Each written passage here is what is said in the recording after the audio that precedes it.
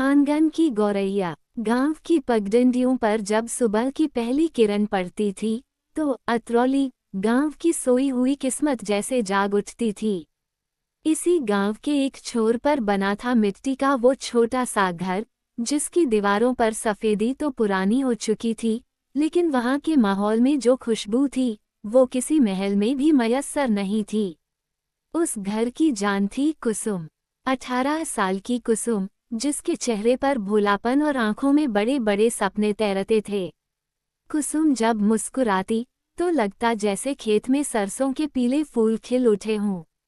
लेकिन इस मुस्कुराहट के पीछे एक गहरा दर्द भी छिपा था, बचपन में ही सिर से माँ बाप का साया उठ जाना। कुसुम, अरे ओ कुसुम, देख तो सूरज सिर पर आ गया और तेरी पढ़ाई खत्म नहीं हुई। भाभी सुनीता ने रसोई से हाथ पोंछते हुए आवाज दी। कुसुम ने अपनी ग्रेजुएशन की सेकेंड ईयर की किताब से नजरें हटाईं और शरारत से बोली, भाभी, अगर मैं कलेक्टर बन गई न, तो आपको काम करने के लिए दो दो नौकरानियां लाकर दूंगी। पीछे से भाई संदीप कंधे पर कुदाल रखे दाखिल हुए, पसीने से लथपथ चेहरा, लेकिन बहन की बात सुनते ही थकान जैसे हवा हो गई। नौकरानियों की जरूरत नहीं है मेरी लाडो को, बस तू पढ़ लिख कर इस भाई का नाम रोशन कर दे। मेरे पास ज्यादा धन दौलत तो नहीं है, पर तेरी पढ़ाई में कभी कमी नहीं आने दूंगा। संदीप गांव का एक साधारण मजदूर था, कभी किसी के खेत में काम करता तो कभी शहर जाकर दिहाड़ी लगाता। उसकी पूरी दुनिया कुसुम और सुनीता के इर्द गिर्द सिमटी थी। उसी दोपहर कुसुम अपनी सहेली अंजलि के साथ कॉलेज से लौट रही थी। अंजलि और कुसुम की दोस्ती ऐसी थी कि लोग उन्हें सगी बहनें समझते थे। तभी रास्ते के मोड़ पर बने पुराने पीपल के पेड़ के नीचे उसे देखकर कुसुम के कदम ठिठक गए। वहां भोलू बैठा था, भोलू जिसके नाम से गांव के शरीफ लोग रास्ता बदल लेते थे। गंदे कपड़े, अस्त व्यस्त बाल और मुंह में हमेशा दबा रहने वाला पान मसाला।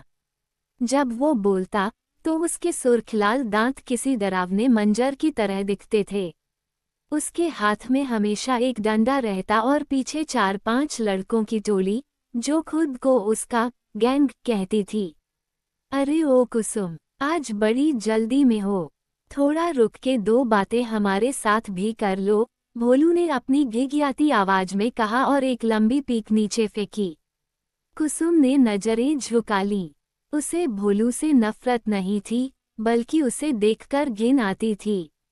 अंजलि ने उसका हाथ जोर से पकड़ा, चल कुसुम, ध्यान मत दे, ये तो है ही मवाली। भोलू अपनी जगह से उठा और कुसुम का रास्ता रोककर खड़ा हो गया। उसके साथियों ने हंसना शुरू कर दिया।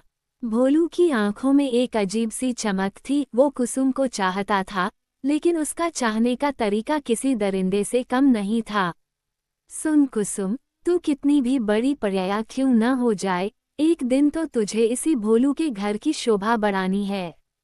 तू बस हाँ कर दे, तेरा भाई जो दिन भर पसीना बहाता है न, उसे पूरी जिंदगी बिठा के खिलाऊंगा। कुसुम को गुस्सा आ गया।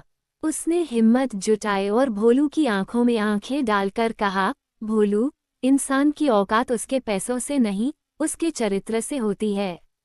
तुम और मैं, हम कभी एक नहीं हो सकते। तुम मेरा परफेक्ट मैच कभी नहीं बन सकते। मेरे और तुम्हारे बीच जमीन और आसमान का फर्क है।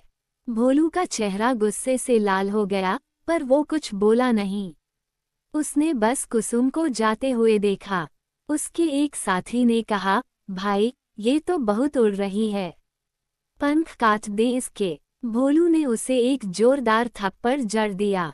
खबरदार जो उसे हाथ भी लगाया, वो मेरी है और उसे मैं अपनी मर्जी से हासिल करूंगा, जबरदस्ती से नहीं। रात को घर पर सन्नाटा था।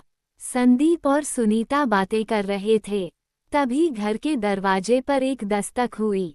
दरवाजे पर संदीप का एक दूर का रिश्तेदार मामा दयाराम खड़ा था। दयाराम के चेहरे पर एक कुटिल मुस्कान थी। संदीप बेटा, तेरी बहन अब जवान हो गई है, कब तक उसे ऐसे ही क्वारा रखेगा? मेरे पास एक बहुत बड़े घर का रिश्ता है। शहर के पास वाले बड़े गांव के सरपंच रमेश बाबू का बेटा रोहित। लड़का शहर में पढ़ता है, इकलौता वारिस है। अगर ये शादी हो गई तो कुसुम रानी बनकर रहेगी। संदीप असमंजस में था। मामा जी, अभी तो वो पढ़ रही है और हम छोटे लोग सरपंच के घर में। अरे छोटा बड़ा क्या, उन्होंने फोटो देखी है, लड़की उन्हें पसंद है। संदीप, ऐसा मौका फिर नहीं मिलेगा। कुसुम ने कमरे के बाहर से ये सब सुन लिया। उसका दिल जोर जोर से धड़कने लगा। उसे शादी नहीं करनी थी, उसे पढ़ना था। लेकिन भाई के चेहरे पर आई खुशी की चमक देखकर उसका गला रुंध गया। उसे नहीं पता था कि ये रिश्ता उसके जीवन के सबसे बड़े अंधेरे की शुरुआत होने वाला है। उधर शहर के एक आलीशान बार में रोहित एक लड़की की कमर में हाथ डाले जाम छलका रहा था। रोशनी डार्लिंग, बस कुछ दिन और पिताजी ने गांव की किसी गंवार लड़की से रिश्ता तय किया है। उसे फंसाकर जमीन जायदाद अपने नाम करवा लूं, फिर वो लड़की भी मेरी और तुम भी मेरी। क्या कुसुम अपनी किस्मत के लिखे को बदल पाएगी, या रोहित का ये जहरीला जाल उसे हमेशा के लिए खत्म कर देगा? अगले भाग में देखिए रोहित और कुसुम की पहली मुलाकात और वह भयानक कर्फ्यू की रात।